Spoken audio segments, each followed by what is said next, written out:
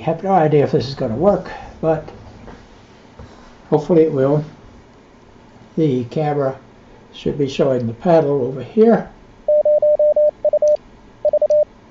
and the rotary encoder here connected to the Hasak, which you can't really see down here. And if I change the speed, you'll see the speed going down.